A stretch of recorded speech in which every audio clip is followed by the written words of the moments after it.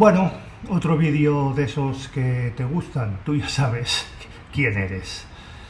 Bien, como colofón a uno de los vídeos que he colgado hace unas pocas horas. A este le nombré como fabricando un altavoz. Bueno, pues tal y como dije, para fabricar un altavoz de alta calidad y alta eficiencia se necesita una muy buena combinación de diseño, ingeniería, materiales de muy alta calidad y un ensamblaje muy preciso. A continuación os detallo los componentes y consideraciones clave. Diseño del altavoz. Tipo de altavoz. Decidir el tipo de altavoz, buffer, tweeter o squawker, ya os comenté también de dónde vienen sus nombres, y el diseño de 2 vías, 3 vías, etcétera, etcétera, etcétera. Existen infinidad. Caja acústica. Diseñar la caja normalmente por ordenador, no con una regla y un lápiz, para optimizar la respuesta de frecuencias y minimizar las resonancias no deseadas. Esto incluye la elección entre diseños sellados, de puerto, de bocina, etc. También, como vimos, existen infinidad. Crossover. Diseñar un crossover eficiente para dividir la señal de audio en las frecuencias adecuadas para cada componente, bajo, medio o agudo. Componentes de calidad. Cono del altavoz.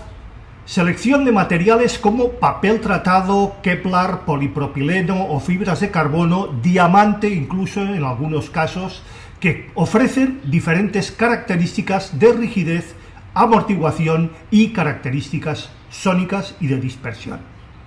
Suspensión y araña. Utilizar materiales que proporcionen la combinación adecuada o más adecuada entre elasticidad y durabilidad para el movimiento del cono. Bobina móvil, que no la de nuestras cápsulas, la del altavoz. Emplear bobinas de alambre de alta conductividad y un diseño que maneje la disipación del calor de manera eficiente. Alambre o... bueno, también existen otros materiales, no entraremos en demasiados tecnicismos. Imán. Usar imanes de neodimio, por ejemplo, alnico o ferrita de muy alta calidad para asegurar un campo magnético fuerte y estable en todos y cada uno de sus ejes. Chasis. Fabricar un chasis, lo que es el marco propiamente del altavoz, lo que lo aguanta, con materiales rígidos como el aluminio o acero para minimizar las resonancias. Montajes y ajustes. Alineación precisa. Ensamblar los componentes con alta precisión para garantizar el correcto alineamiento y movimiento del cono, no como algunos hacen simplemente con el dedo, la cola, unos cartoncitos y tira que te va. Chapó.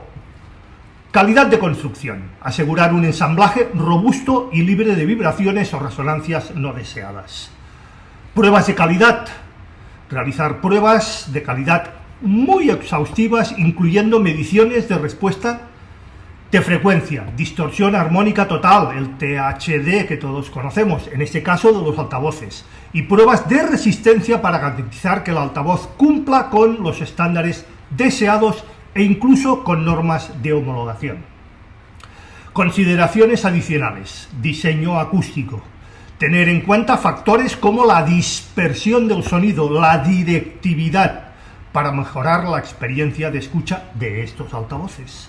Eficiencia energética. Diseñar un altavoz para que sea eficiente en términos de conversión de energía eléctrica en energía acústica o mecánico-acústica o electromecánica, como algunos le denominan, lo que puede implicar la elección de componentes y diseños que minimicen la pérdida de energía en cualquiera de estos elementos. Integración de tecnología. Considerar la integración de tecnologías como la corrección activa de respuesta de frecuencia o sistemas de amplificación internas optimizados o corrección de fase. Materiales de alta calidad. Cables y conectores. No entraremos en la típica disyuntiva o, discusión o comentarios, pero sí cabe decir, utilizar cables de alta calidad y conectores que minimicen en lo posible la pérdida de señal y que aseguren una conexión segura y estable. Aislamiento y amortiguación. Emplear materiales de aislamiento y amortiguación dentro de la caja para reducir resonancias internas y mejorar la calidad del sonido, evidentemente realizando las mediciones correspondientes. Para garantizar que un altavoz de alta calidad y alta eficiencia cumpla con los estándares deseados, es esencial realizar una serie de mediciones muy y altamente detalladas. Todas y cada una de estas, evidentemente, no en el salón de demostración de nuestra empresa, sino en una cámara anecoica. Hablamos en un post de lo que es una cámara anecoica, aquí vamos a dar simplemente unas pinceladas. Os voy a detallar solo algunas de las principales pruebas, no exhaustivamente todas, y mediciones que se deben realizar en cámara anecoica. Respuesta de frecuencia. Objetivo: medir la capacidad del altavoz para reproducir todas las frecuencias dentro de su rango específico, de manera lo más uniforme posible. Procedimiento: utilizar un micrófono calibrado, no el de cassette como algunos, en una cámara anecoica para captar la respuesta del altavoz a una señal de barrido de frecuencias, lo que se llama Snare Sweep. Resultados: obtener un gráfico de la respuesta en frecuencias que muestre cómo varían las intensidades de las diferentes frecuencias. Respuesta de impedancia o impedancias. Objetivo: medir la resistencia del altavoz a diferentes frecuencias. Procedimiento: usar un analizador de impedancias, no un tester, para trazar la curva de impedancia del altavoz. Resultados: un gráfico de impedancias versus frecuencia donde se pueden identificar picos de resonancia y la impedancia nominal del altavoz, sistema o bafle. Distorsión armónica total THD de nuestros altavoces. Objetivo: evaluar la pureza de la señal de salida del altavoz y medir la distorsión que éste introduce o estos introducen. Procedimiento: enviar tonos puros de frecuencias, no en onda cuadrada, por supuesto, al altavoz y medir la distorsión a la salida usando un analizador de espectro, señores. Resultados: no un osciloscopio, un analizador de espectro. Resultados: porcentaje de distorsión armónica a diferentes niveles de frecuencias y SPLs, o lo que es lo mismo, nivel de presión sonora, dentro de una cámara anecoica. Respuesta transitoria. Objetivo: medir la capacidad del altavoz para seguir cambios rápidos en la señal de entrada. Estos son los transitorios. Procedimiento: utilizar señales de impulso y captura de respuesta del altavoz con un micrófono calibrado, no el susodicho de cassette. Resultados: gráficos de la respuesta temporal que muestran la capacidad del altavoz para reaccionar muy rápidamente a los cambios en una señal o en la señal. Directividad y dispersión. Insisto, en cámara anecoica. Objetivo: evaluar cómo el altavoz o altavoces o bafle dispersa el sonido en diferentes direcciones, ángulos y planos. Procedimiento: realizar mediciones a diferentes ángulos, planos o ejes alrededor del altavoz en un entorno controlado, dicho de otra manera, cámara anecoica. Resultados: patrones polares que muestren cómo varía la intensidad del sonido en cada uno de los ángulos. Esto se mide también con instrumental de lo que es presión SPL y energía en cada uno de estos ejes. Sensibilidad. Objetivo: medir la eficiencia y eficacia del altavoz en convertir energía eléctrica en energía acústica. Procedimiento: medir el SPL a 1 metro de distancia con un vatio en la entrada del amplificador, insisto, en cámara anecoica. Resultados: nivel de presión sonora en dBs, evidentemente, para una entrada de 1 vatio a 1 metro del altavoz. Capacidad de manejo de potencia. Objetivo: determinar la cantidad máxima de potencia que el altavoz puede manejar sin daños o sin evidentes muestras de que algo no se está haciendo bien. Procedimiento: aplicar señales de audio a diferentes niveles de potencia durante periodos prolongados, insisto, prolongados, y observar cualquier degradación o fallo. Resultados: potencia máxima en vatios que el altavoz podrá o puede manejar. Respuesta fuera del eje, o lo que se llama off-axis response. Objetivo: medir cómo se comporta el altavoz cuando no se escucha directamente desde el frente. Supongo que algunos sabréis por dónde voy. Evidentemente también en cámara anecoica. Procedimiento: realizar mediciones de respuesta de frecuencia a diferentes ángulos ejes fuera del eje central. Resultado: gráficos que muestran la respuesta de frecuencia a varios ángulos o ejes para evaluar la uniformidad del sonido en una sala. ¿Captáis? Intermodulación, distorsión o IMD. Objetivo: medir la distorsión que ocurre cuando se reproducen dos o más frecuencias de forma simultánea, a la vez.